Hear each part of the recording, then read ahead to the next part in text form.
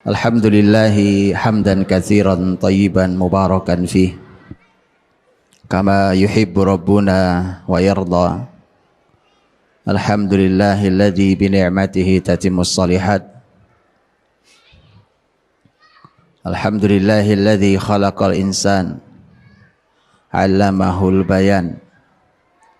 Asyhadu an la ilaha illallah wahdahu la syarikalah wa asyhadu anna Muhammadan abduhu wa rasuluhu. Allahumma salli wa sallim wa barik wa an'im ala rasulina wa syafi'ina wa imamina wa murabbina Muhammadin sallallahu alaihi wasallam wa ala alihi wa ashabihi wa man tabi'ahu bi ihsanin ila yaumiddin.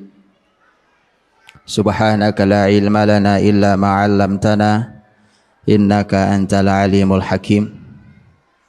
Allahumma anfa'na bima 'allamtana wa 'allimna ma yanfa'una wa zidna ilman ya alim. Amma ba'd. Saudara-saudariku yang dimuliakan Allah Subhanahu wa taala, mukminin dan mukminat hafizakumullah. Ustaz Herfi hafizakumullah. Alhamdulillah, pagi hari yang indah, duha yang istimewa, kita yang datang semoga mendapatkan keberkahan dari Allah Subhanahu wa taala. Semoga diberikan ilmu yang bermanfaat dan semoga diberikan keturunan yang menyejukkan pandangan mata kita dan kelak mereka yang harus menjadi unsur perbaikan untuk zaman ini. Saudaraku rahmati Allah,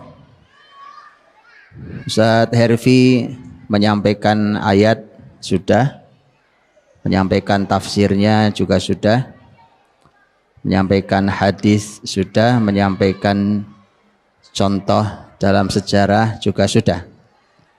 Maka sudah sangat lengkap, dan kalau sudah lengkap seperti jari saya, kalau jari saya 5 dia lengkap, kalau saya tambahi jadi 6 malah nggak lengkap dia.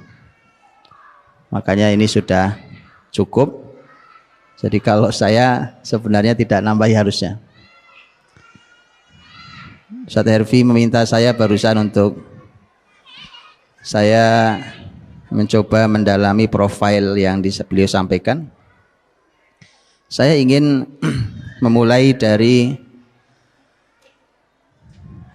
buat saya sangat dalam, ini yang saya sempat naikkan di media sosial, di fanpage saya, ketika itu tanggal 1 Sya'ban,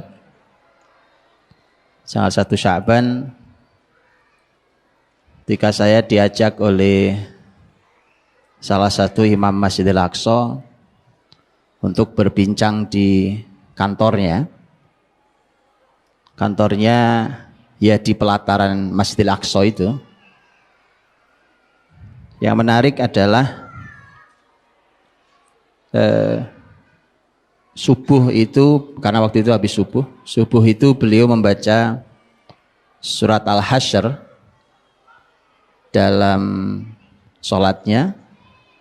Setelah itu beliau mengajak saya untuk berbincang tentang surat Al-Hasyr. Itu sudah saya tulis di Facebook saya. Yang luar biasa teraduk-aduk secara rasa di dalam diri saya ada banyak poin. Pertama, sebelum pagi itu saya sudah sangat sering di Indonesia membahas tentang surat Al-Hasyr dan sebagai kunci kemenangan muslimin berhadapan dengan Zionis. Pagi itu subuh beliau membaca surat Al-Hasyr di sholat subuh yang istimewa itu. Itu juga menambah rasa yang luar biasa di diri saya. Selesai itu beliau mengajak saya diskusi tentang surat Al-Hasyr. Ada kalimat yang sangat dalam di antara diskusi beliau. Beliau mengatakan, bukankah muslimin di awal-awal surat Al-Hasyr disebut sebagai ulil absar, Fa'tabiru ya ulil absar, ayat yang kedua.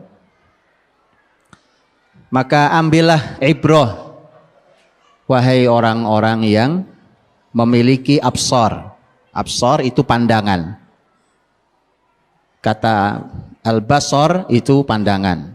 Kata basirah itu artinya ilmu yang bisa menunjukkan jalan. Karena tadi Ustaz Herfi sudah menyampaikan ada fitnah kecerdasan. Jadi hati-hati, fitnah kecerdasan itu bahaya. Jadi jangan dipikir kalau kecerdasan itu adalah kunci segalanya. Justru terkadang dia kunci kehancuran. Kunci kehancuran. Dia fitnahnya ada. Dan Ustaz Herfi sudah menyampaikan lengkap di ayat-ayat tadi. Maka al-basirah itu fa'tabiru ya ulil absar, itu adalah ilmu yang bisa menunjukkan jalan, bukan ilmu yang menjadi fitnah. Kemudian dia juga bermakna ilmu, teori, analisa, pandangan, manaul absar. Kata beliau, bukankah Allah memberikan sifat kepada orang beriman, kepada kita dengan ulil absar? Dan di surat yang sama Allah memberikan sifat kepada Yahudi di ayat 13 dan 14-nya, di mana Allah menyampaikan dzalika bi annahum qaumul la yafqahun, dzalika bi annahum qaumul la ya'qilun. Orang-orang Yahudi itu adalah kaum yang tidak faqih, la yafqahun, dan kaum yang tidak berakal. Kemudian beliau kasih garis besar, ditebalkan garisnya yang beliau katakan. Terus bagaimana ceritanya kaum yang disebut ulil absar dikalahkan hari ini oleh kaum yang disebut la yafqahun dan la ya'qilun? Itu saking kebangetannya kita hari ini, Pak. Jadi beliau cuma berhenti sampai titik tadi sebagai sebuah poin yang sangat keras menghantam saya, padahal saya ngaji Al-Hasyr sudah lama, Pak. Begitulah Quran. Quran itu bertemu dengan ahli siapapun selalu ada yang baru. Mata airnya selalu keluar dengan jernih. Tidak ada yang tidak baru. Selalu keluar baru. Antum boleh ngaji tafsir apapun, setiap zaman surat yang sama, ayat yang sama memberikan inspirasi yang berbeda. Beliau hanya menyampaikan bagaimana ceritanya bisa kalah. Dah selesai sampai di situ, dan itu renungan yang sangat dahsyat. Saya sampai sekarang tidak hilang suasana hati itu, Pak. Bayangkan di pelataran Masjidil Aqsa, live melihat, dan antum kalau ke Aqsa bisa melihat bagaimana Yahudi begitu paranoid dengan menenteng senjata berat lengkap, yang laki yang perempuan, di semua pintu-pintu Aqsa. Sehingga terasa sangat dalam diskusi itu. Saya hanya berpikir bahwa alangkah sangat amat buruk keadaan kita hari ini. Yahudi sudah Allah berikan sifat, dan itu sifat Qur'ani, sifat yang diberikan Quran, tidak akan berubah sampai akhir zaman. Tidak akan pernah berubah. Surat Al-Hasyr itu bertutur tentang Yahudi di zaman Nabi, karena surat Al-Hasyr itu oleh Abdullah bin Abbas, mufassir kalangan sahabat, beliau mengatakan surat Al-Hasyr disebut juga sebagai surat Bani Nadir, yaitu Yahudi Bani Nadir. Maka bicara Yahudi di zaman Rasul, umat ini, umat Nabi Muhammad ini disebut Allah sebagai ulil absar. Mereka disebut sebagai qaumul la yafqahun dan la ya'qilun. Jadi bangsa yang tidak faqih, bangsa yang tidak berakal, kok sampai bisa mengalahkan kita, itu dikarenakan saking buruknya keadaan kita. Kita ini, saya dan kita semua hari ini, begitu buruk keadaan kita hari ini. Jadi ulil absar itu sudah lepas dari diri kita, dari diri umat ini sudah hilang. Kalau itu kembali, Yahudi kalah lagi. Jadi simpel kata kuncinya. Maka antum harus menggali tentang semua kata yang terkandung di kata ulil absar. Fa'tabiru ya ulil absar. Pembahasan kita hari ini saya ingin masuk dari situ. Karena kalau babnya cuma otak yang brilian, itu gak menarik, Pak. Otak kalau cuma cerdas, itu tidak menarik. Ustaz Herfi sudah jelaskan tadi. Dan satu lagi, karena otak yang cerdas, tes IQ-nya tinggi, tidak pernah menjamin keberhasilan urusan dunia, apalagi akhirat. Nah, sudah teruji itu kalau itu. Karenanya banyak orang-orang dengan IQ tinggi juga tidak berbuat apa-apa, tidak berkarya apa-apa, walaupun dia merupakan anugerah yang luar biasa. Karena kecerdasan, kemampuan berpikir, kemampuan menghafal itu sesuatu yang luar biasa. Dan Quran, Rasul punya bahasa sendiri, syariat ini punya bahasa sendiri, punya cara sendiri untuk menganalisa kecerdasan itu.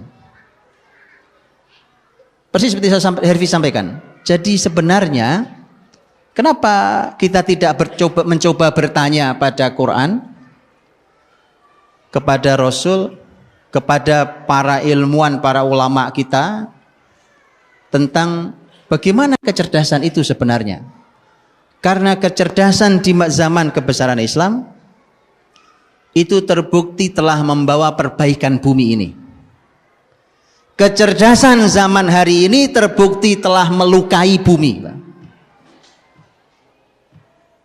Bumi yang rusak, bumi yang berlubang, atmosfer dalam ancaman, oksigen dalam ancaman, air bersih dalam ancaman, kehidupan manusia dalam ancaman. Itu kecerdasan hari ini. Bumi dalam ancaman gara-gara kecerdasan versi hari ini. Antum boleh baca dalam sejarah Islam. Silahkan baca dalam sejarah Islam. Bagaimana kecerdasan muslimin menghadirkan kemakmuran yang luar biasa untuk umat manusia. Silahkan dibaca.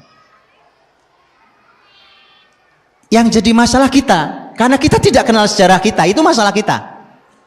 Kita tidak kenal sejarah kita. Tidak jauh-jauh, teman-teman. Saya waktu ke Aceh, ada sebuah seminar, saya sampaikan ke teman-teman di masyarakat Aceh. Saya bilang, teman-teman, saya mohon izin. Saya bilang, untuk saya membacakan tentang Aceh versi Ibnu Battuta. Ibnu Battuta dalam bukunya beliau menulis tentang Aceh waktu mampir ke Aceh, 2 kali mampir ke Aceh, berangkat dan pulang lewat Aceh.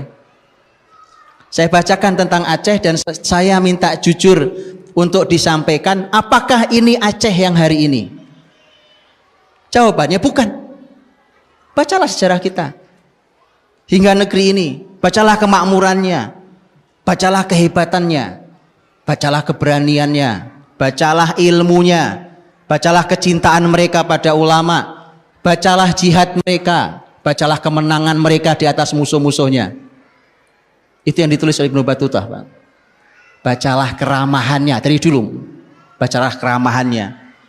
Bacalah alamnya yang sangat dermawan menghadirkan kekayaan alamnya. Sehingga kemudian pembicara satu lagi, orang Aceh samping saya, malah beliau memaparkan tentang kesedihan data kerusakan di generasi muda Aceh. Berarti bukan Aceh kita yang dulu, zaman Islam dulu.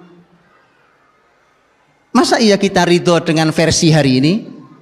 Masa iya kita ridho dengan versi kecerdasan hari ini? Masa antum mau ditipu oleh kalimat kecerdasan hari ini? Kemudian antum ikut berbagai macam tes kecerdasan, udah macam-macam caranya. Intinya adalah jualan. Antum udah tes kecerdasan pakai cara apa? Macam-macam bukan? dites dengan cara ini, dengan cara itu, tes kecerdasan untuk lihat kecerdasan kita. Kalau perlu untuk melihat bakat anak-anak kita dan seterusnya. Subhanallah. Teman-teman, ini seharusnya kita pikirkan di semua lini kehidupan. Hari ini kita hanya bicara kecerdasan. Bagaimana generasi cerdas itu dihadirkan dalam Islam. Wallahi, kalau itu antum hadirkan, itu disaksikan oleh dunia Islam. Bukan hanya Muslim yang menyaksikan itu, menyaksikan bahkan orang-orang non-Muslim tentang bagaimana Islam menghadirkan generasi yang brilian. Saudara dirahmati Allah Subhanahu wa taala. Di dalam Islam bahkan kalau antum pasti kenal dengan ilmuwan besar abad ke-6 Hijriah, meninggal tahun 597, Imam Ibnu Jauzi rahimahullah taala, ulama terkenal. Ibnu Jauzi itu orang cerdas, Pak. Ini orang cerdas banget ya.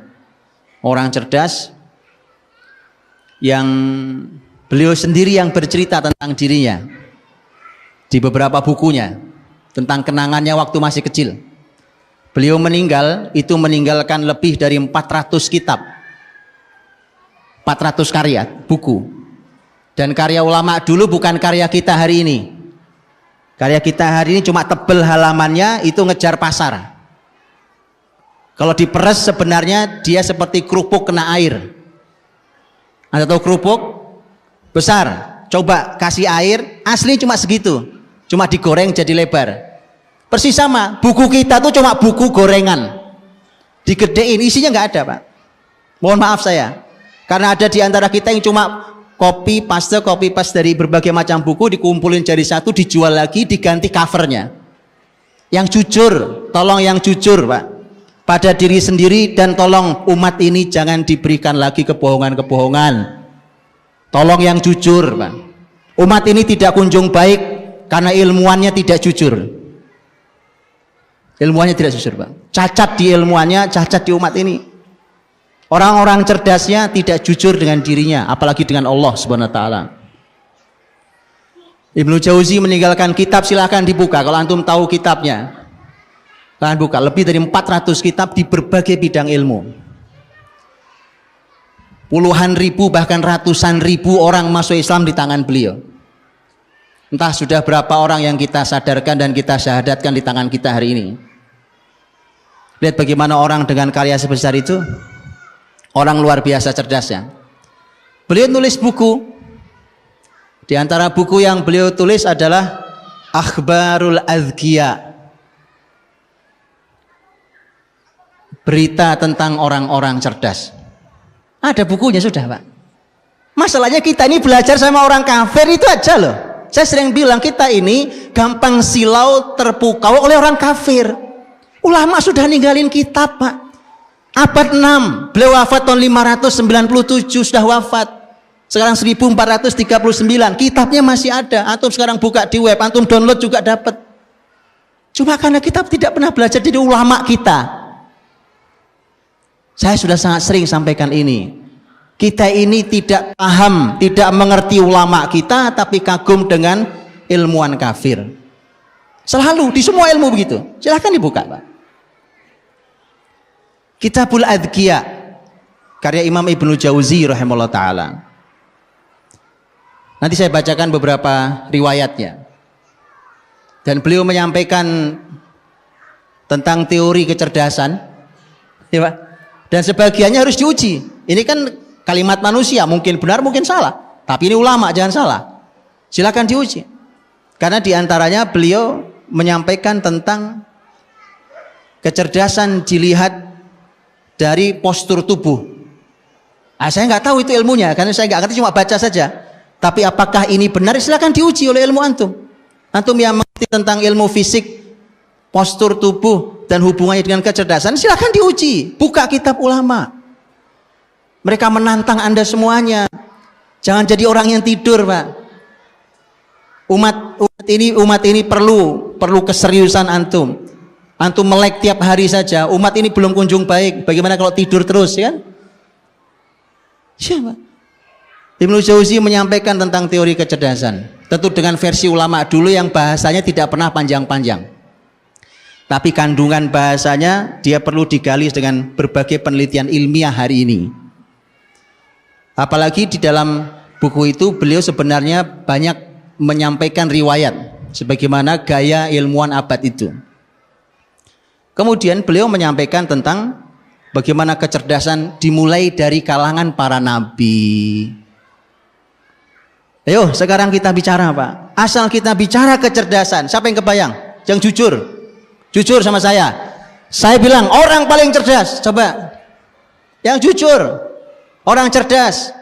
Bilang ke saya. Hah? Gak usah bohong. Orang cerdas. Siapa? Hah? Einstein? Ya Einstein cuma 160 IQ-nya. Saya punya murid di Kutab 160 IQ-nya. Diuji kemarin di Bandung. Wallahi. Simpel banget. Einstein. Inilah teman-teman. Ibnu Jauzi memulai kitabnya setelah bicara teori kecerdasan. Beliau mulai urutan nomor 1 kecerdasan adalah Al-Anbiya. Cara pandang yang salah memang kita ini. Gitu ya. Ayo kita perbaiki yuk. Ini bukan masalah gimana caranya anak cerdas, itu simpel banget. Nanti di belakang saya sampaikan sebentar selesai. Mulailah cara pandangnya jangan salah. Karena begitu kita salah memandang, kita akan salah mengagumi, kita salah meneladani. Akhirnya korbannya generasi kita. Mulailah dari Al-Anbiya. Nomor 1 dipaparkan oleh beliau contoh-contoh kecerdasan para nabi. Kebayang? Setelah para nabi beliau menyampaikan siapa? Setelah itu siapa kira-kira menurut antum? Ada yang pernah baca? Ada kok, setahu saya terjemahannya ada. Setahu saya. Kalau nggak salah ada terjemahannya. Tolong dibaca kitab-kitab yang begitu ya. Antum pengen cerdas, kitab itu belum dibaca, ya kan sudah membaca semua kitab. Kayak Ustaz Herfi sampaikan tadi, kita udah belajar kemana-mana, kitab ulama kita tinggalkan. Ya. Setelah itu beliau menyampaikan khusus bab tentang Nabi Muhammad SAW. Beliau juga Nabi, tapi dikhususkan karena orang paling khusus. Setelah itu siapa? Para sahabat. Begitu, ya. Kan mereka generasi terbaik. Khairun nas qarni, tsumma alladziina yalunahum, tsumma alladziina yalunahum. Terus begitu, Pak. Sampai siapa? Setelah itu berurut terus. Zaman khulafa, umara, setelah sahabat, kemudian khulafa, terus nanti masuk zaman, kemudian nanti umara, nanti para qadhi dan seterusnya, para hakim. Diungkap kecerdasannya sampai di paling bawah nanti kecerdasan binatang. Sampai ngomongin binatang, Pak. Kok ya kebangetan manusia yang Allah berikan lebih mulia dari binatang, nggak lebih cerdas dari binatang. Ya kan? Kucing aja ngerti antri, Pak. Ya kan? Binatang ngerti mana pasangannya, mana bukan pasangannya. Monyet tuh, Pak. Kalau dipakein baju bisa nyari duit, Pak. Monyet tuh. Ya kan? Manusia sudah benar dipakein baju, dibuka bajunya. La haula wala quwwata. Memang lebih buruk dari monyet. Memang. Balhum adol. Lebih sesat daripada binatang. Sudah begitu. Oke, bukunya baca sendiri ya. Saya kan ngasih pintu. Saya buka pintunya, antum masukin bukunya. Tapi memang antum harus cerdas bacanya. Itu yang nulis orang cerdas. Ulama dulu itu teman-teman, apalagi abad-abad awal itu, beliau abad 6 Hijriah. Maka ulama dulu itu kalau nulis nggak panjang-panjang komentarnya, nggak kayak saya ceramah kepanjangan. Makanya tafsir itu makin ke belakang makin panjang. Tapi makin ke sahabat makin tidak banyak. Dan bahkan ada ayat yang nggak perlu ditafsirkan. Kenapa? Dibacakan ngerti mereka. Oh, kita ini udah panjang kali lebar kali tinggi sama dengan tetap nggak paham. Sulit itu makanya. Ayo kita naikkan menjadi ulil absor. Umat ini belum bisa mengalahkan Yahudi selama belum menjadi ulil absor. kembalikan ulil absornya, maka muslimin dengan mudah mengalahkan musuhnya. Baik, teman-teman dirahmati Allah.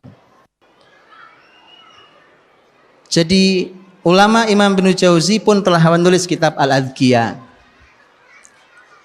Karena Imam Ibnu Jauzi itu unik, Pak. Beliau punya buku yang berhadapan 180 derajat itu. Karena satu lagi bukunya Akhbarul Hamqa wal Mughaffalin. Kalau tadi kabar tentang orang-orang cerdas, kalau ini kabar tentang orang-orang bodoh, Pak. Jadi ada dua bukunya, silakan dibaca dua-duanya. Ya, silakan dibaca dua-duanya, Pak. Beliau ingin sampaikan pada kita itu tentang kebodohan, tentang orang-orang yang ya nggak normal kadang-kadang levelnya, itu ditulis di situ. Kalau antum baca kitab Akhbar Hamqa wa Mughaffalin, kalau antum baca kitab Adhkiyah, antum akan terkagum-kagum dengan kecerdasan. Tapi kalau antum baca kitab Akhbar Hamqa al Mughaffalin, antum akan ketawa-tawa sendiri, Pak. Nah, itu yang saya sebut di dalam dulu para ulama tuh kalau sudah capek belajar ilmu, mereka baca kitab-kitab yang jenisnya begini. Kenapa? Karena lucu-lucu. Jadi ngelucu tapi pakai sanad. Sekarang ngelucu menjatuhkan martabat orang lain, menghina bapaknya sendiri, menjatuhkan ibunya sendiri, berbohong. Kemudian dengan itu dia dapat uang. Haram hukum uangnya. Gimana ceritanya? Kemudian dilombakan, orang pengen seperti itu juga. Subhanallah. Jadi makanya betul-betul bukan ulil absor. Bukan ulil absor, Pak. Atau lihat, Pak, Ibnu Jauzi nulis itu memang begitu. Termasuk kitab tadi, kabar tentang orang-orang bodoh itu, Pak. Baik, pembahasan kita bukan orang bodoh hari ini. Ini orang-orang cerdas. Teman-teman dirahmati Allah. Ada yang ingin saya masuki ayat dulu sebelum nanti kita bicara tentang profil juga. Ketika Allah menyampaikan tentang orang Yahudi, kalau muslimin tadi ulil absor, tentang orang Yahudi, itu pembahasannya adalah al-fiqh dzalika bi annahum qaumul la yafqahun. Mereka kaum yang tidak faqih. Dan yang kedua la ya'qilun, yang tidak berakal. Teman-teman tahu apa bedanya faqih la yafqahun dengan la ya'qilun? Saya tidak tahu terjemahannya apa. Yafqahun itu terjemahannya apa di situ? Paham ya? Yafqahun apa terjemahannya, Ustaz? Al-Hasyr ayat 13. Yafqahun dan la ya'qilun, dan itu cacatnya Yahudi, Pak. Jadi mereka, ini kisah tentang Yahudi sejak zaman Nabi Muhammad SAW. Mereka tidak yafqahun, mereka tidak faqih, dan la ya'qilun, tidak berakal. Nanti saya sampaikan bedanya. Tapi apa artinya? Tidak mengerti. Terjemahannya tidak mengerti. La yafqahun tidak mengerti. Kalau la ya'qilunnya? Sama juga. Tidak mengerti juga. Oh, berarti kita memang nggak ngerti baca terjemahan, Pak. Bagaimana ceritanya? Kata la yafqahun dengan la ya'qilun artinya sama. Tapi Masya Allah, jazakallahu khair pada penerjemah-penerjemah yang luar biasa. Karena beliau-beliau berjasa dan berpahala besar untuk kita. Tapi begitulah keterbatasan bahasa. Ya, keterbatasan bahasa itu ya begitu. Nanti saya tunjukkan pentingnya antum belajar bahasa Arab di belakang, Pak. Kalau antum mau cerdas, Pak, belajar bahasa Arab. Nanti saya tunjukkan di belakang, babnya di belakang, insya Allah. Kalau enggak nanti ingetin saya. Kata fiqh la yafqahun, al-fiqh, ini karakter Yahudi supaya antum paham. Dan antum harus beda, supaya menang harus beda. Al-fiqhu, kata fiqh itu artinya adalah pemahaman yang dalam. Karena ada yang kalau Anda ngobrol sama orang ditanya, Anda paham? Paham. Begitu didalami, oh ternyata kamu nggak paham. Karena pemahamannya dangkal, Pak. Di pemahaman yang sadar. Al-fiqhu, makanya ada ilmu fikih. Antum tidak akan bisa belajar fikih kalau tidak paham yang dalam. Harus paham dalam baru bisa masuk ke kitab fikih, Pak. Kitab fikih itu perlu pemahaman sangat dalam sampai namanya fikih. Dulu ilmu akidah namanya juga fikih. Disebutnya sebagai al-fiqhul akbar. Fikih yang paling besar itu akidah. Jadi ilmu Islam ini karakternya fikih. Nah, sekarang antum tahu kuncinya supaya orang jadi cerdas? Gampang, Pak. Belajar ilmu syariat. Dari mulai akidah terus sampai fikihnya. Cerdas pasti. Jaminan kalau itu. Kenapa? Karena fiqh dan Yahudi tidak punya itu. Muslimin yang punya itu. Namanya saja fikih. Ah, kalau didalami secara bahasa, kata fikih ini unik lagi, Pak. Karena fikih itu kan huruf fa, huruf qaf dan huruf ha. Ya kan? Fa, qaf dan ha. Ini termasuk kata yang cara membacanya sulasiyat. Sulasiyat itu artinya ada 3 cara membaca. Karena di dalam bahasa Arab itu biasanya satu kata cara membacanya 1. Tapi ini termasuk kata yang unik yang cara membacanya 3. Karena kata ini akarnya bisa dibaca faqaha, faqiha, faquha. Apa beda? Beda, Pak. Jadi dalam bahasa Arab itu, teman-teman, itu kenapa bahasa itu bikin cerdas? Bahasa Arab itu. Oh ya, bahasa itu bikin cerdas itu karena itu. Beda cuma a, i, u, beda arti. Faqaha dengan faqiha dengan faquha beda artinya. Kalau antum hubungkan dengan hadis Nabi, ya lihat hadis Nabi. Ini kisah hijrah yang hari ini banyak ditebarkan, mudah-mudahan tidak salah jalan lagi. Karena saya tahu iblis tidak pernah ridho dengan itu. Hijrah, pembahasan hijrah di mana-mana. Saya berdoa mudah-mudahan Allah bimbing.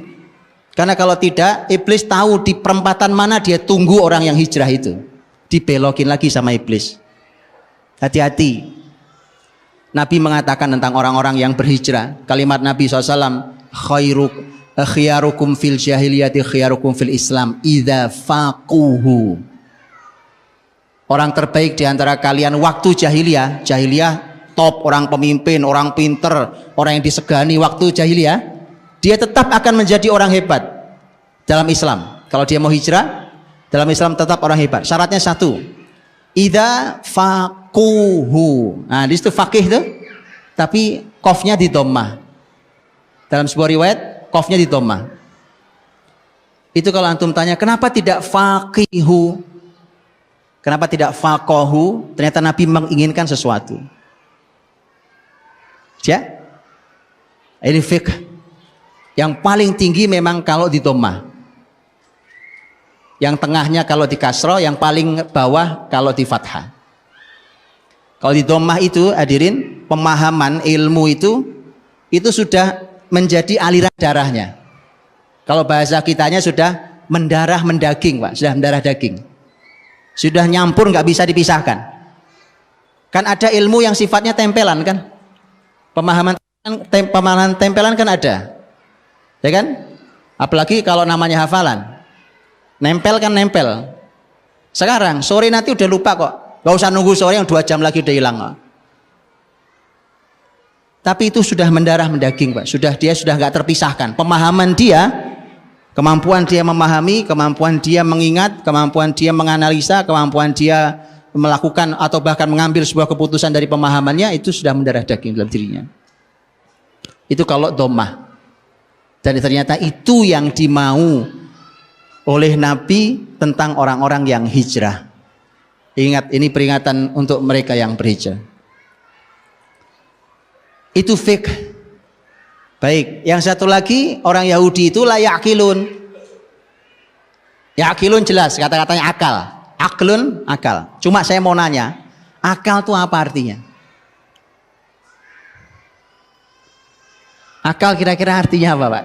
Akal bahasa apa ya? Bahasa Indonesia? Bahasa Indonesia ngambil dari bahasa Arab. Aklun, akil, dan tidak bisa kita terjemahkan. Akil, ya akil. Akal-akal. Bahasa kita akal, ya akal. Betul ya? Jadi mudah dipahami.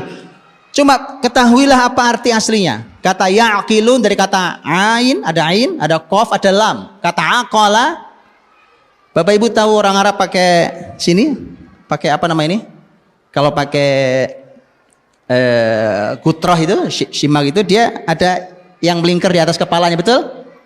Itu namanya iqol. Iqol, ain qaf lam sama akad. Bapak Ibu kenapa namanya iqol? Karena iqol itu artinya, dia asli artinya untuk ngikat, Pak. Karena dulu sebenarnya ini buat ngikat onta. Zaman orang Arab dulu kalau mereka punya onta, ontanya diparkir supaya nggak kemana-mana, itu ada pengikat itu, diikatkan di kakinya. Jadi kaki onta yang duduk ini diikatkan di situ, dimasukkan plek sehingga ontanya nggak bisa berdiri. Nah, nanti kalau sudah waktunya selesai jam parkirnya, dia pergi. Itu diambil ditaruh di kepalanya, baru dia pergi. Itu sejarahnya iqol. Jadi antum-antum suka pakai itu sebenarnya aslinya punya onta ya. Hari ini jadi pakaian kebanggaan orang Arab. Itu aslinya dulu punyanya onta ya. Jadi kalau antum tahu sejarahnya enak sebenarnya, makainya pun juga antum tahu. Iya, ini punya onta, minjem ya kan, dari sini iqol. Karena dia ngikat. Aklun, dia ngikat. Ata'aqala, ternyata juga dia nanti ada beberapa kata yang dipakai dalam Quran. Karena di Quran ada ulil absar, ada ulil albab, ada ulin nuha, betul ya? Itu semua berhubungan dengan kecerdasan. Tapi antum harus dalami satu-satu. Dan akal, kemudian nuha, itu ternyata memiliki makna bahwa selain kalau akal selain mengikat, nuha, ternyata dia punya makna, dia punya kemampuan untuk menahan. Betul? Diikat sehingga dia nahan. Kemampuan menahan itu artinya ilmu yang kita miliki, dia harus punya kemampuan menahan diri kita. Menahan itu bisa mendelay sesaat, bisa menghentikan sama sekali. Jadi kalau ilmu kita malah membuat kita mengumbar dan bahkan kita mengakali orang lain yang orang tidak paham itu, kita akali mereka dengan ilmu itu, yang dimana dengan itu terjadi dosa, maka berarti bukan ilmu itu yang dimau Allah. Dengan ilmu, antum meneliti S3, gitu ya, penelitian S3. Penelitian S3-nya pesanan sebuah perusahaan, gitu, untuk merusak bumi. Oh, apa ada Pak? Oh iya. Bagaimana enggak ada? Kalau lihat Quran ketika mengatakan bahwa sebagian manusia itu mereka tuh kerjaannya adalah merusak al-hartha wan nasl. Harth itu artinya sawah ladang, nasl itu artinya keturunan. Tafsir para ulama kata keturunan banyak yang menafsirkannya malah binatang ternak. Coba sekarang lihat, gara-gara rekayasa ilmiah, rusaklah tanaman, rusaklah binatang ternak. Kambing kayak babi, babi kayak kambing. Jadi sebenarnya kambing atau babi? Boleh dimakan apa tidak boleh dimakan? Kalau kambing berkahnya luar biasa, kalau babi haram. Nah, terus gimana? Gara-gara ilmu pengetahuan. Ilmu pengetahuan. Tanaman sama. Tanaman Masya Allah barokahnya. Ini ditanam berbuah, bisa ditanam lagi, berbuah, ditanam lagi. Nggak bisa sekarang. Ditanam berbuah berhenti. Kenapa? Karena Anda harus beli bibitnya ke pabrik bibit. Harus bagaimana ceritanya? Untuk itulah teman-teman, maka ini kata ya'qilun itu Allah menginginkan kepada kita agar ilmu ini bisa punya kemampuan menghentikan diri kita. Dia mampu mendelay atau bahkan menghentikannya. Baik. Landasan ini cuma pembuka. Teman-teman harus membahas lebih detail tentang apa yang dimau tentang kecerdasan dalam Al-Quran. Kemudian nanti Nabi berbicara tentang masalah kecerdasan juga. Rasul menyampaikan itu. Para sahabat juga menyampaikan hal itu. Generasi salafus soleh dulu juga menyampaikannya. Pemaparan tentang bagaimana dalam sejarah orang-orang di dalam Islam kecerdasan luar biasa itu sesuatu yang sebenarnya saya sudah sering sampaikan dalam banyak hal. Contohnya saking banyaknya, Anda mau contoh di zaman manapun ada. Mau contoh di bidang apapun ada. Dan itu merupakan keistimewaan muslimin. Saya berikan beberapa contoh untuk nanti saya lari pada ujungnya. Berujung pada zaman Turki Utsmani. Saya ingin berikan beberapa contohnya, Pak. Kalau berbicara tentang sahabat Rasul radhiyallahu anhum ajmain, itu Masya Allah teman-teman, ada orang-orang yang memang lahir sudah pinter. Jadi memang ini bawaan. Ya, orang bilang ini bawaan lahir, Pak. Kok kamu pinter? Iya, bawaan lahir, Mas. Gitu, Pak. Jadi memang ada orang-orang cerdas bawaan lahir, Pak. Itu memang nggak bisa bodoh, memang nggak bisa bodoh. Memang pinter terus dia. Bahkan dia berkarya dengan hal itu. Di antara orang yang luar biasa, bahkan disebut paling luar biasa untuk urusan kecerdasan, antum perlu pelajari biografinya, adalah sahabat mulia Amr bin As radhiyallahu anhu. Yang itu cerdasnya orang itu luar biasa, makanya beliau dicacat oleh orientalis. Dicacat, Pak. Nanti begitu ngomong Amr bin As, bahasanya itu orang yang licik gitu. Nah itu wal iyadzubillah, itu mereka tanggung jawab dengan kalimatnya di hadapan Allah Subhanahu wa taala, nanti berhadapan dengan Amr bin As di akhirat. Radhiyallahu anhu, padahal Nabi memuji Amr bin As luar biasa. Dulu masyarakat terbaik dulu mengatakan adhaduhatil Arab, orang paling cerdas di kalangan orang Arab itu. Tentu ini kita tidak bicara Nabi Muhammad ya. Orang paling cerdas di kalangan orang Arab itu ada 4. Tadi saya sudah bilang yang satu Amr bin As radhiyallahu anhu.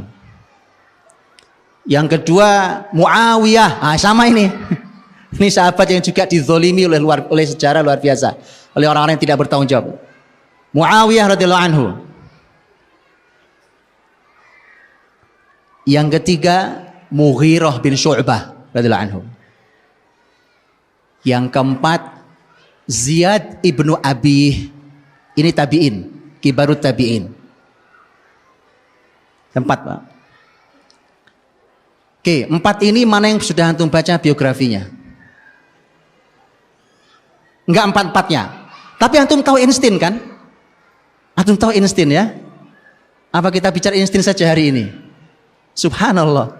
Ini yang 3 sahabat, yang 1 tabi'in. Adhaduhatil Arab. Orang Arab punya orang yang super cerdas, 4 orang nih. Dulu belum ada tes IQ. Kalau ada tes IQ, saya sering bilang, orang-orang ini kalau dites IQ, jangankan level sahabat, level ulama yang tadi disebutkan, Imam Bukhari, Imam Muslim, apa segala macam, Imam Syafi'i, Imam Ahmad, Imam Abu Hanifah, Imam Malik, itu kalau dites IQ yang putus alat tesnya, Pak. Saya sudah sering sampaikan ini. Jangan tanya berapa skornya, yang putus alat tesnya. Itu saya sudah buktikan hari ini, betulan, Pak. Betulan, Anda boleh didik anak Anda dengan cara Islam, datangkan psikolog, datangkan psikiatri, datangkan orang yang menguji tentang IQ, putus alat tesnya. Yang menguji bilang, saya tidak mengerti, Pak. Kenapa anak segini begini bicaranya? Wallahi, itu kalimat tidak dari satu pakar saya dengar. Terus, Pak. Ya, itu kalau dididik dengan syariat ini. Baik.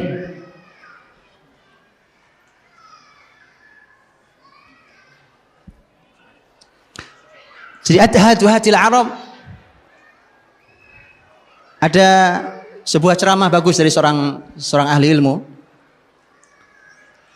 Beliau mengatakan Ini keempat-empatnya orang berkarya luar biasa. Amr bin As, Muawiyah radhiyallahu anhu itu orang sangat cerdas. Bahkan ini Muawiyah ini teman-teman dulu sudah di apa dulu ya, masa jahiliyah dulu, waktu masih masa jahiliyah, Muawiyah lahir itu sudah masyarakat orang-orang sudah bilang ini calon pemimpin Arab. Ibunya marah kok. Loh, anak didoain kayak gitu ibunya masih marah. Celakalah anakku ini kalau cuma jadi pemimpin Arab. Coba. Antum harus belajar kadang-kadang sama orang jahiliyah, Pak. Loh, karena ibunya nanti Masya Allah kan, antum tahu ibunya. Sahabat nanti mulia. Jadi ibunya nggak ridho kalau anaknya cuma jadi raja Arab. Celakalah dia kalau cuma jadi raja Arab. Dia akan jadi pemimpin seluruh manusia. Terbukti apa tidak terbukti? Terbukti. Yang dia pimpin bukan cuma orang Arab. 20 tahun jadi menteri, 20 tahun jadi khalifah. Cukup ada orang kayak begitu, Pak. Dan 20 tahun di masa dia, ketenangan muslimin kembali. Setelah sebelumnya, kurang lebih 10 tahun muslimin dalam guncangan di internalnya. Segitu kuat hebatnya. Jadi dia dikenal dengan kepemimpinan yang luar biasa itu, dan dikenal dengan al-hilm. Hilm itu orang sekuat itu biasanya kalau ada orang ngelawan itu langsung bunuh dia, penggal dia, penjara dia gitu. Kalau dia enggak, Pak. Muawiyah dikenal dengan al-hilm. Hilm itu orang berbuat jahat pada dia tapi dia balas dengan kebaikan. Itu Muawiyah. Mau ada pemimpin kayak gitu gimana enggak dicintai, ya kan? Udah disakiti dikirimi hadiah. Enak, Pak. Amr bin As radhiyallahu anhu dikenal sebagai orang yang cerdas, yang spesialisasinya adalah menyelesaikan al-mu'dilat. Mu'dilat itu artinya masalah-masalah yang super rumit yang tidak bisa diselesaikan oleh orang cerdas. Nah, itu harus Amr bin As yang ambil alih. Itu. Antum tahu ketika terjadi ta'un Amwas di masa Umar bin Khattab.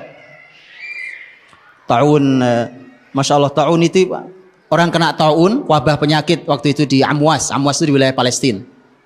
Ketika menyebar itu, pagi sakit, sore meninggal, sore sakit, pagi meninggal, Pak.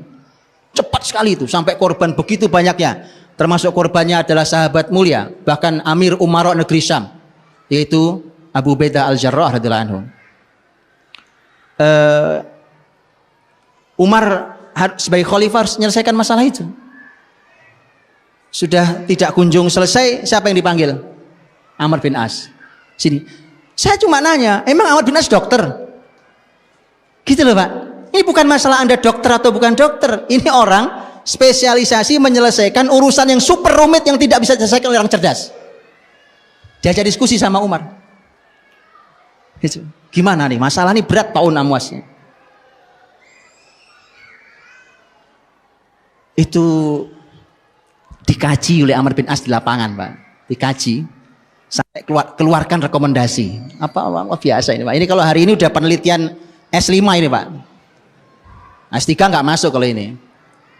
Betul, simpel sekali kalimatnya. Karena istimewanya orang dulu kalau bicara nggak panjang-panjang, Pak. Jadi saya mohon maaf kalau kepanjangan ngomongnya. Simpel-simpel tapi maknanya luar biasa. Jadi berbagai masalah tidak selesai. Obat sudah nggak bisa itu. Zaman itu nggak menyelesaikan.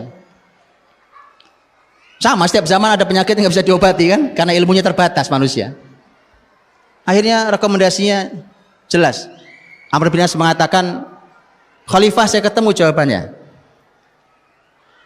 Tentu pertama dia harus karantina, bahasa kita karantina. Makanya orang yang dari luar Amwas tidak boleh masuk ke situ, orang yang dari dalam nggak boleh keluar. Jadi karantina masalahnya. Tapi yang paling penting kata Amr bin As, saya melihat penyebaran itu luar biasa, penyakit itu terjadi luar biasa ketika orang kumpul-kumpul. Nah, penyebaran. Maka saya meminta mereka untuk berpisah. Itu keputusannya, berpisah. Itu berpisah, Pak. Jadi bahasa simpel-simpel zaman dulu tapi luar biasa. Maka ada yang pergi ke sana, pergi ke lembah, masuk ke gunung sana, masuk, pisah. Masyarakat ini harus pisah. Itu hanya hitungan hari selesai urusannya. Masalah berat Pak, itu spesialisasi Amr bin As. Jadi antum harus belajar dari Amr bin As tentang masalah itu. Itu orang secerdas Umar. Umar orang cerdas sekali Pak. Nabi sampai mimpi tentang ilmunya Umar, saking hebatnya Umar ya, radhiyallahu anhu. Nah, itu Umar itu sudah, kalau dengan Amr bin As itu sudah Masya Allah Pak, begitu akrab dan dekatnya, sampai Umar mengatakan Amr bin As ini orang yang bumi manapun dia pijak layaknya jadi pemimpin. Jadi ada orang yang memang tidak pantas jadi rakyat, gitu ya. Makanya tolong sadar diri, kalau kelasnya rakyat jangan mimpin, gitu loh Pak. Tolong sadar diri. Karena memang ada orang kayak Amr bin As. Kata Umar, dia nggak pantas jadi rakyat, pantas saja dimanapun dia berada, pantas saja jadi pemimpin. Itu Amr bin As Pak. Dan itu kalimat jujur dari Khalifah Amirul Mukminin, Khalifah Adil Umar bin Khattab radhiyallahu anhu. Umar pernah dikerjain sama Amr bin As Pak. Pernah dikerjain sama dia. Itu, tapi gara-gara itu maka Mesir terbuka dan seluruh Afrika terbuka, bahkan masuk ke Eropa. Itu awalnya adalah Amr bin As ngerjain Umar. Antum tahu kisahnya? Ya, belajarlah ya, belajar istilah. Amr bin As radhiyallahu anhu itu sudah ngerayu Umar berkali-kali. Dan ini ngerayunya tidak bohong, karena Amr bin As itu dari sejak jahiliyah dulu itu kerjaannya memang bolak-balik Afrika Pak. Antum tahu kan kisah bahwa muslimin ketika hijrah ke negeri Habasyah? Nah, ini pentingnya belajar akademi sirah memang. Saya agak susah ngomongnya ketika antum tidak belajar sirah. Itu kan yang dikirim oleh orang Quraisy untuk narik muslimin Amr bin As. Betul ya? Amr bin As itu begitu dialog dengan Najasyi, itu dialognya sudah langsung akrab. Kenapa? Kenalnya sudah lama. Dan kenapa yang dikirim Amr bin As selain kemampuan berdiplomasi, memang juga kemampuan juga perkenalan yang akrab dia dengan Najasyi. Jadi wilayah Afrika itu dia hafal banget. Afrika itu hafal banget dia. Makanya ketika selesai penaklukan Syam, Palestina diambil alih oleh Umar, Amr bin As itu ngerayu Umar. Kita lanjutkan ya, sampai masuk Mesir ya, masuk Afrika. Umar bilang jangan. Karena Umar itu sangat khawatir pada muslimin Pak. Umar tidak mau ada muslimin satu saja yang jadi korban. Amr bin As meyakinkan, kata Amr bin As, Mesir itu negeri yang kaya, pertahanannya lemah. Itu dikasih jaminan, saya lebih paham. Tapi tetap enggak, jangan. Dirayu, akhirnya boleh deh, cobain. Tapi yang memimpin harus dia, karena dia yang paham. Amr bin As radhiyallahu anhu. Tapi Amr bin As itu tahu bahwa Umar ini nampaknya masih agak ragu Pak. Karena begitu nanti dia rapat lagi dengan para staf ahli, yaitu para sahabat, bisa berubah pikiran tuh Umar. Bener, Umar dari Madinah kirim surat, Amr bin As lagi ada di Palestina, masih masuk di bumi Palestina. Datang utusan bawa suratnya Umar radhiyallahu anhu. Kemudian utusannya mengatakan, Amr bin As ada surat dari Khalifah, pegang dulu. Amr bin As mulai merasa ini ada sesuatu di surat ini. Dan orang cerdasnya luar biasa itu. Jadi dalam tanda kutip Umar pernah dikerjainnya dia. Dia nanya pada orang ahli, kita ada di mana sekarang? Oh ini bumi Palestina, wahai Amr bin As. Bumi Mesir mana? Itu kalau kamu sudah lewati lembah itu maka itu udah Mesir. Oke. Pasukan bergerak Pak. Pasukan bergerak.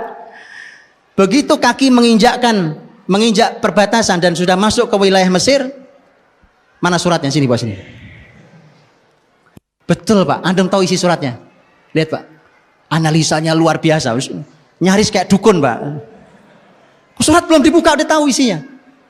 Apa bunyinya suratnya? Kalau kau masih ada di luar Mesir, maka kembalilah. Tapi kalau kau ada di dalam Mesir, lanjutkan. Nah, sudah di Mesir saya sekarang. Jadi Mesir, Afrika, Eropa, itu jasa Amr bin As ngerjain Umar bin Khattab Pak. Orang-orang cerdas dua-duanya, orang-orang soleh dua-duanya. Gitu ya, tolong dibaca. Bagaimana Amr bin As ngerjain musuhnya, itu luar biasa. Palestina punya orang sangat cerdas, dikenal dengan Artabun. Kita disampaikan ke Umar ini ada Artabun Palestina. Ini orang cerdas sekali, jadi nggak boleh sembarang orang kau kirim. Kata Umar, tenang. Kalau Romawi punya artabun, kami punya artabun. Dikirimlah Amr bin As radhiyallahu anhu. Habis dikerjain sama Amr bin As, Pak. Antum baca sejarahnya gimana dikerjain Amr bin As itu. Begitu seterusnya. Mughirah bin Syu'bah radhiyallahu anhu. Mughirah bin Syu'bah itu dikenal sahabat yang punya kemampuan menyelesaikan masalah seketika. Jadi kalau ada orang perlu berpikir sangat cepat, tidak perlu analisa dan tepat, itu Mughirah bin Syu'bah. Oh, kita ini kebanyakan seminar workshop, masalah nggak selesai. Gitu ya? Itu gara-gara kebanyakan orang-orang yang sedang diskusi. Mughirah bin Syu'bah datang masalah seketika diputuskan, apalagi kalau masalah-masalah genting yang seketika harus diputuskan, itu jagonya Mughirah bin Syu'bah radhiyallahu anhu. Gitu Pak, itu isinya itu orang-orang kayak gitu ya. Itu Islam itu isinya, sahabat kenapa hebat mimpin bumi, itu isinya orang-orang kayak gitu. Bukan orang-orang yang kagum sama Persia Romawi. Bukan. Itu isinya kayak gitu. Ziyad bin Abi, itu kisahnya panjang. Mughirah bin Syu'bah juga punya kisah, Pak. Dia pernah dikerjain, Pak. Saya ceritain sedikit, waktunya habis saya. Saya belum ngomong bagaimana caranya, Pak. Mughirah bin Syu'bah pernah dikirim Umar untuk menjadi amir di Bahrain. Negeri Bahrain. Sekarang juga negara Bahrain namanya. Begitu memimpin, musuh-musuh Islam di Bahrain tidak suka. Akhirnya direkayasa, dan direkayasa itu oleh Umar akhirnya ditarik. Karena Umar juga menimbang tentang kestabilan masyarakat Bahrain. Yang juga masyarakat yang ya perlu ditimbang kestabilannya. Ditariklah Mughirah bin Syu'bah, panggil ke Madinah. Orang-orang Bahrain, musuh-musuh Islam rapat. Begitu ditarik, sudah ditarik sudah. Maunya ditarik, sudah ditarik sama Umar. Panggil ke Madinah. Pulang ke Madinah. Musuh-musuh Islam rapat. Rasanya, kayaknya Umar akan mengembalikan suatu hari. Kalau sudah tenang, dibalikin lagi tuh orang. Nah, kita nggak mau. Gimana caranya? Kita buat rekayasa. Itu orang-orang kafir ngumpulin duit, Pak. Terkumpullah uang 100.000 dirham. Uang besar. Dikirimlah satu orang cerdas, pemimpin Madinah, dikirim pemimpin musuh Islam itu, dikirim berangkat ke Madinah membawa uang 100.000 dirham. Diapain kira-kira uang itu, Pak? Kira-kira diapain uangnya, Pak? Datang ke Khalifah Umar, di sampingnya ada Mughirah bin Syu'bah. Pemimpin orang kafir ini ngomong, Pak, wahai Khalifah Umar, saya bawa uang nih, uangnya ada 100.000 dirham. Ini uang muslimin, diambil oleh Mughirah, dititipkan ke saya. Orang gak ada yang tahu kecuali saya. Dia bohong. Umar kaget, Pak. Tapi Umar tuh orangnya husnudzon sama ini, Pak. Jadi dia tenang, kagetnya tetap harus bertanya kan. Apalagi di hadapannya musuh Islam, Pak. Mughirah, apa kata-katamu? Kata Mughirah, orang ini bohong. Saya tidak ngambil 100.000, tapi saya ngambil 200.000. Dipikir bohong mau bantah, enggak? Bukan 100.000 saya ambil. Jadi kalau dia kembalikan 100.000, berarti dia ngambil 100.000. Kata Umar, mengapa kamu lakukan itu, ngambil harta muslimin? Kata Mughirah, saya banyak keluarga, saya punya tanggungan banyak, saya nggak punya uang. Itu Pak, si kepala suku itu sujud, jungkir balik di bawah, karena dia tahu habis ini mati dia Pak nih. Tidak wahai Umar, tidak, demi Allah tidak, saya tidak lakukan itu. Saya ini sebenarnya bukan uang yang dititipkan ke saya, ini orang pada ngumpulin uang. Mughirah senyum-senyum, kamu tahu sekarang? Umar nanya ke Mughirah, kenapa caramu menjawab seperti itu? Kata Mughirah, karena dia ingin menjatuhkan saya, maka saya buat dia menjadi hina. Gitu Pak. Itu Mughirah bin Syu'bah itu kerja, Pak. Jadi seketika nggak pakai mikir, menyelesaikan masalah itu nggak pakai mikir, kelamaan, Pak. Ya jangan numpuk orang cerdas saja, Pak. Banyak masalah nggak selesai di tangan orang cerdas. Ziyad bin Abi disebut sebagai sebagai orang yang hadir di semua permasalahan. Jadi asal ada masalah apa, taruh dia beres. Di sana ada masalah, kirim dia beres. Di sana beres. Besar beres, kecil beres, Pak. Itu Ziyad bin Abi. Oke, silakan dibaca ya biografinya. Nah, teman-teman dirahmati Allah SWT. Kalau itu level para sahabat, kemudian tabi'in, saya belum bicara tentang bagaimana para ilmuwan, bagaimana para ulama dari level para sahabat Nabi, bagaimana kecerdasan mereka.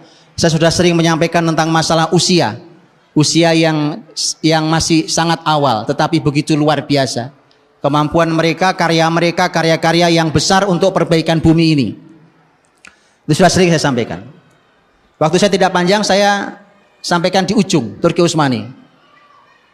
Turki Utsmani, nah teman-teman, ada buku yang menurut seorang penulis yang pernah saya baca, buku ini tidak boleh beredar 75 tahun lamanya. Judulnya Militan Islam. Militan Islam. Penulisnya belakangnya Jason.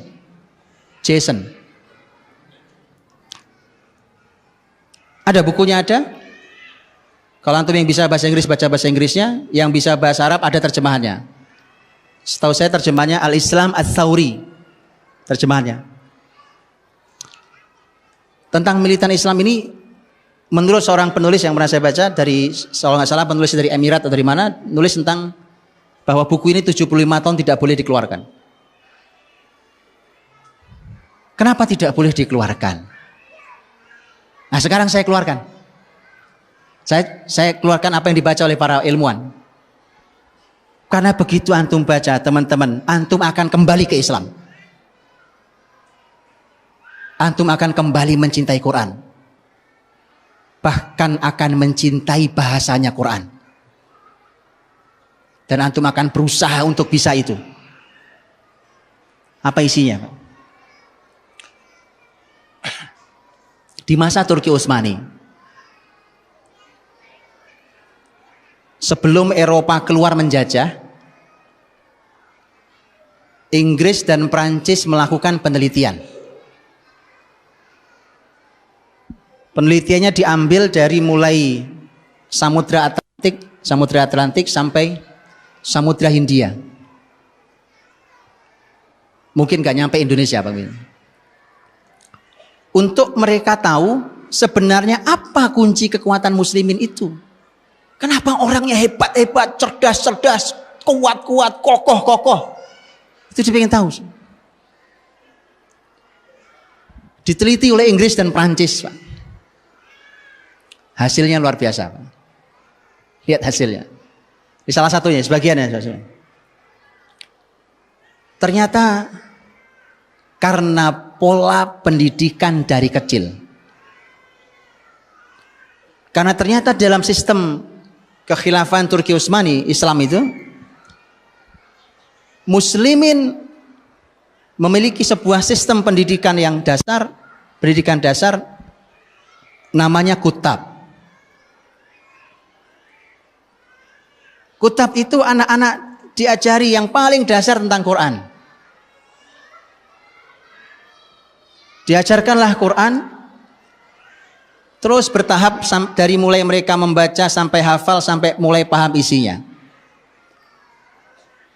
Setelah itu mereka belajar bahasa Arab, bahkan mereka mulai menghafal kaidah-kaidah dalam bahasa Arab, dalam grammar Arab. Di antara yang mereka hafal adalah Alfiyah Ibnu Malik. Alfiyah Ibnu Malik 1000 bait, Alfiyah 1000 bait itu adalah grammar bahasa Arab. Jadi syair 1000 bait dihafal, itu dihafal oleh mereka. Jadi mereka menghafal grammar 1000 bait. Lu bisa bayangkan itu. Dan nampaknya itulah kunci kekuatan muslimin. Karena di sana terkandung banyak sekali keistimewaan. Di antaranya adalah apa yang disampaikan juga oleh seorang ahli bahasa. Ini juga dosen di Eropa, walaupun aslinya orang Mesir. Dan mungkin kalau tidak salah pernah beredar di terjemahan bahasa Indonesia di broadcast saya pernah baca, seingat saya. Kalau antum pernah baca, kalau tidak nanti antum boleh, ada videonya, wawancara beliau ada di televisi di Mesir. Seingat saya di Mesir. Seorang dokter, dia dosen bahasa di Eropa. Dia mengatakan bahwa hari ini anak-anak di barat itu umur mereka masih sekitar 3 tahunan, mereka sudah menguasai sekitar 16.000 kata. Sementara anak-anak Arab, karena mereka berbahasa pasaran, bahasa Ammiyah, dan bahasa Ammiyah itu sangat terbatas kata-katanya, itu anak umur 3 sampai 6 tahun itu hanya menguasai 3.000 kata. Ini hubungan antara bahasa dan kebesaran dan kecerdasan juga. Kemudian dia mengatakan, dia katakan bahwa muslimin, dengan penelitian buku tadi itu, dia menyebutkan 6 buku itu, muslimin itu ternyata punya kekuatan di Quran dan di Arab, bahasa Arab. Quran itu disebutkan memiliki lebih dari 77.000 kata. Jadi kalau 16.000 lewat, Pak. 77.000 hampir, 77.500 hampir kata. Belum bahasa Arabnya. Belum dia kuasai grammar Arab tadi. Sehingga itulah yang disimpulkan oleh penelitian tadi, bahwa ternyata ini kekuatan muslimin itu. Nah, terus bagaimana caranya supaya mereka bisa menjajah? Maka perlahan tapi pasti 2 hal ini harus dihilangkan. Apa itu? Quran dan bahasa Arab. Maka Prancis dan Inggris punya madhab yang berbeda. Kalau yang Inggris membuat jenjang. Sekolah-sekolah yang kutab itu, yang belajar bahasa Arab, belajar Quran, macam-macam itu diimage-kan di masyarakat, tetap ada, tapi diimage-kan di masyarakat saat itu, ini untuk kelas orang-orang miskin. Pernah apa tidak? Indonesia mengalami bahwa yang sekolah agama itu anak-anak yang bodoh-bodoh. Pernah? Itu, Pak. Pesantren itu tempatnya orang buangan. Pernah? Pernah. Indonesia pernah punya itu. Wah, nyantri, wah pasti kamu nggak diterima sekolah negeri ya. Kamu nyantri berarti nggak terima sekolah favorit ya. Alhamdulillah hari sudah berubah. Maka ini kebangkitan, Pak. Ini kebangkitan nih. Ini harus dilanjutkan ini. Tapi hati-hati, iblis ada di perempatan jalan di depan. Oke? Kemudian dibuatlah kelas tengahnya, ini versi Inggris. Dibuatlah kelas tengahnya. Kelas tengahnya itu dibuatlah sekolah-sekolah negara. Sekolah-sekolah negara dibuat, dan itu untuk ekonomi menengah. Ya kan? Makanya kalau sampai hari ini, mohon maaf, ini belum hilang sampai sekarang. Sekolah menentukan tingkat perekonomian. Betul ya? Di mana kamu sekolah? Di sini. Oh, pas kamu orang kaya ya. Gitu ya? Ya. Itu masih pola Inggris, Pak. Yang level tinggi adalah international school. Masih ada sampai hari ini? Image itu masih ada? Berarti belum bangkit kalau gitu. Belum, saya tarik lagi kalimat saya. Belum bangkit kalau gitu. Yang modern international school di mana tidak ada Quran, tidak ada bahasa Arab. Kalau yang tengah tadi lemah bahasa Arabnya, Qurannya juga lemah. Itu versi Inggris. Versi Perancis enggak, kelamaan, diberangus semuanya. Itu versi Perancis. Oke? Itu yang saya baca. Jadi teman-teman, maka menjajahlah mereka. Sisa-sisanya masih bisa kita rasakan. Sekarang antum tahu gimana caranya mau jadi orang cerdas? Gampang, Pak. Gampang. Belajar syariat ini. Di mana belajar syariat? Jadi sampai masalah tempat, bukan cuma belajar syariat, nggak setempat. Contoh, anak tua asal sudah 7 tahun, apalagi laki-laki yang disuruh sholat, betul kan? Ini teori kecerdasan ini. Suruh sholat. Kalau laki-laki sholatnya di mana? Di masjid. Ini tempat bikin cerdas, Pak. Asal masjidnya kembali fungsinya seperti Masjid Nabawi dulu. Ini tempat orang-orang cerdas, masjid ini. Makanya saya tidak aneh, tidak heran kalau hari ini mulai ada orang yang curiga terhadap masjid. Saya tidak heran. Anda sudah benar, curigai masjid, karena memang itu tempat orang-orang cerdas, Pak. Dari situlah kekuasaan akan diambil kembali oleh muslimin. Jadi sudah benar kalau masjid dicurigai, Pak. Itu sudah benar. Ya, silahkan curigai. Anda berhadapan dengan ahlul masjid nanti di akhirat. Ya Allah. Oke, mudah-mudahan taubat. Kalau enggak taubat, saya enggak berani ngomong, Pak. Berhadapannya dengan ahlul masjid. Itu isinya orang-orang cerdas di masjid, Pak. Antum silahkan baca sejarah masjid di sepanjang sejarah Islam. Anda akan lihat di situ tempat didik anak supaya cerdas. Masukin ke masjid, Pak.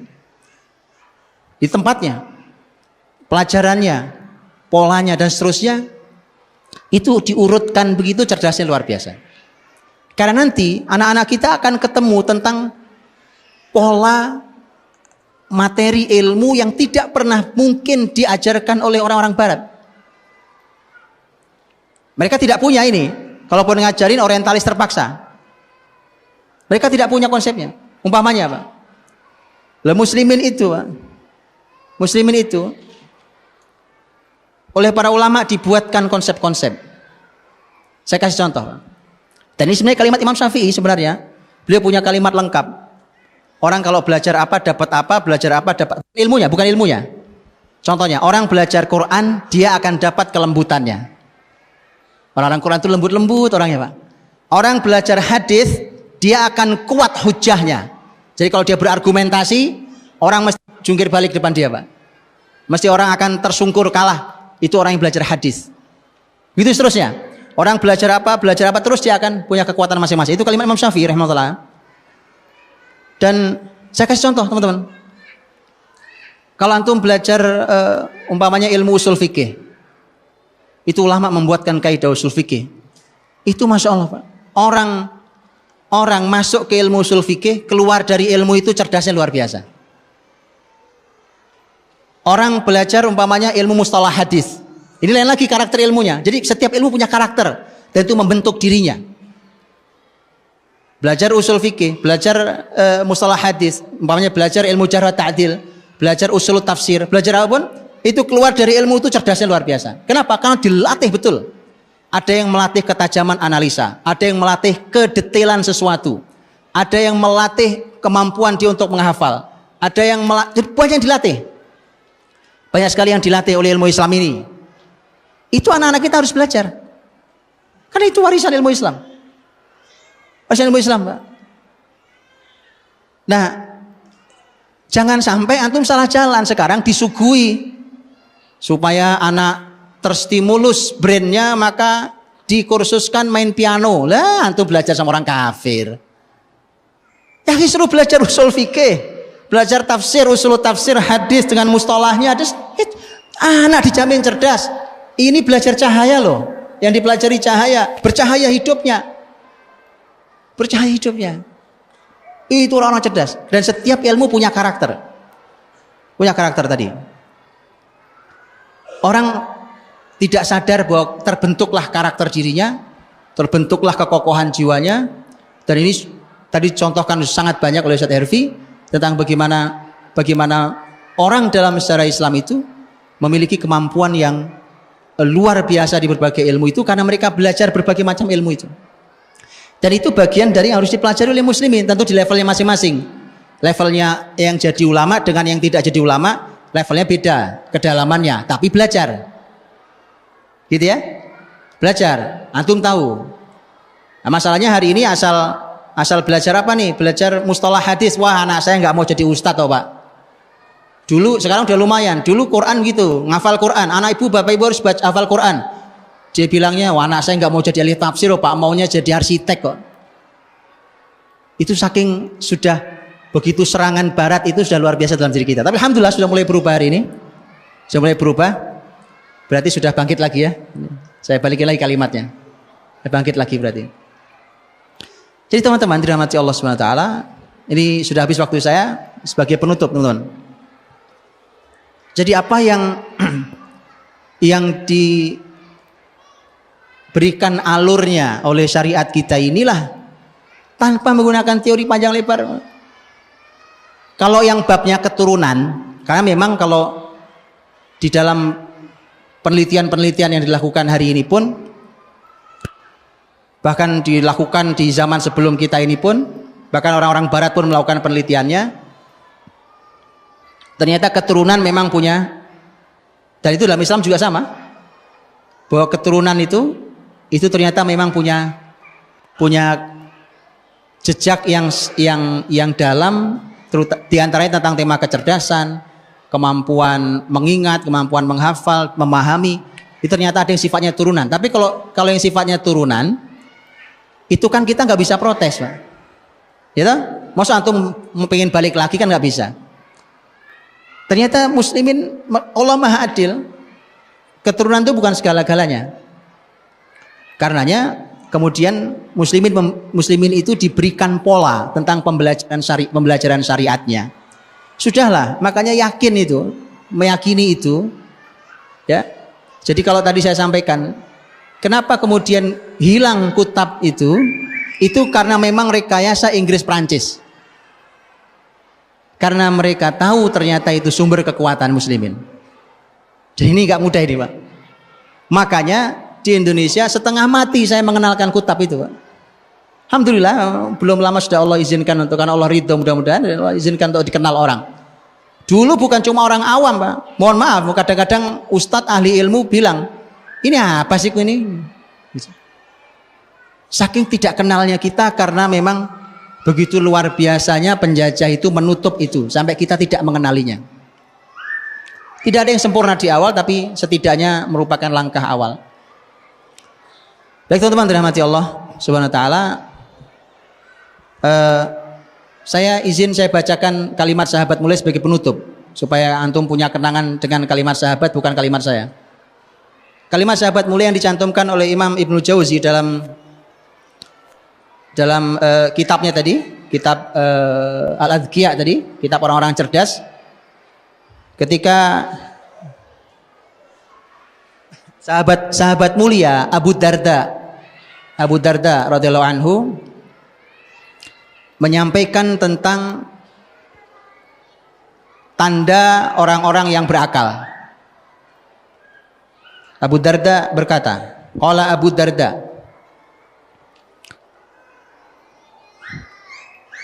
jadi Abu Darda berkata, beliau mengatakan bahwa maukah saya sampaikan tentang alamatil aqil, tandanya orang berakal. Tadi salah satu modal untuk mengalahkan Yahudi berakal. Kata Abu Darda radhiyallahu anhu, yatawadha' liman fawqahu. Orang berakal itu dia tawadhu', merendahkan hatinya di hadapan orang yang ada di atasnya. Apanya? Apa saja? Mungkin ilmunya, mungkin usianya, mungkin pengalamannya, gitu ya. Tawadhu'. Satu. Yang kedua, wala yazdari man dunahu. Tidak meremehkan yang ada di bawahnya. Yang lebih kecil, ilmunya lebih sedikit, itu tidak diremehkan. Tidak diremehkan, tidak dijatuhkan, tidak. Itu orang berakal.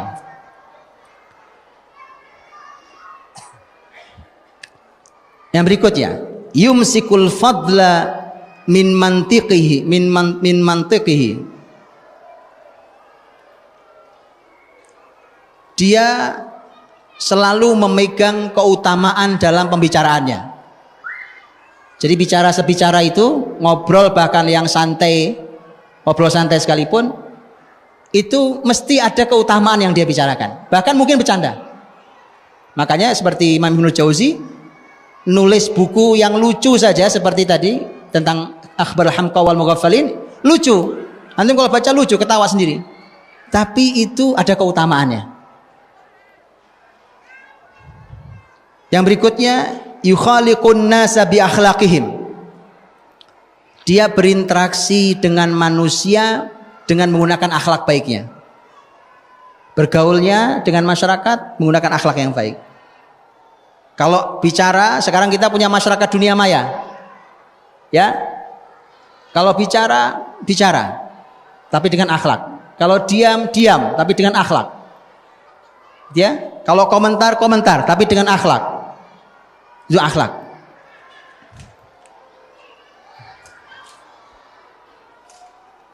Wa yahtazizul imana fima bainahu wa baina rabbih azza wa jalla.